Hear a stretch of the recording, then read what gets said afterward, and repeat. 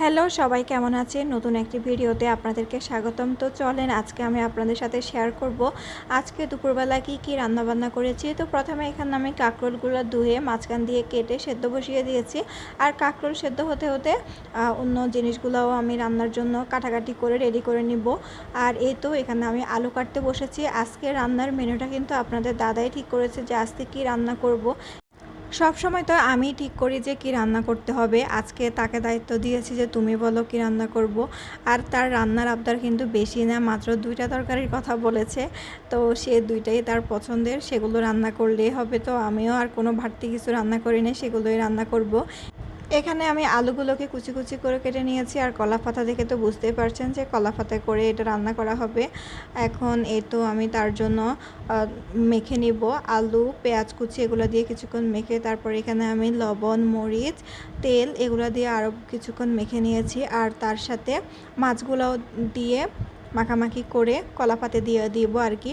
এটা আমাদের নোয়াখালীর অনেক পছন্দের একটা তরকারি, এটা কম বেশি সবাই পছন্দ করে। আর এটা কয়েকদিন না খেলে আমাদের কেমন একটা লাগে, মানে কয়েকদিন পর পর এই কলা পাতে পাতুরিটা আমাদের খেতেই হয়, না হলে ভালো লাগে না।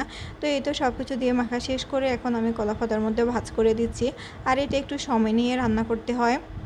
আর এই পাতুরিটা সবচেয়ে বেশি মজা লাগে মাটির চুলাতে করলে। তো এই তো এখন তো আমরা চুলার মধ্যে কড়াই দিয়ে করে ফেলি, তাও কিন্তু মজাই লাগে। আর এই তো এখন আমি ভাজ করার পরে একটু বেঁধে দিচ্ছি যাতে না খুলে যায় আর কি। তারপর ভাজ টাজ করে এখন আমি কড়াইটা আগে গরম করে রেখেছি, পাতুরিটা দিয়ে দিলাম। আর এদিকে কাঁকরোলের যে রেসিপিটা সেটা কিন্তু আমি আলাদাভাবে শেয়ার করব, তাই এখানে আমি বিস্তারিত বলতেছি না। আর কাঁকরোলের এই রেসিপিটা দেয়া হবে, এটা হচ্ছে পুরবরা কাঁকরোল।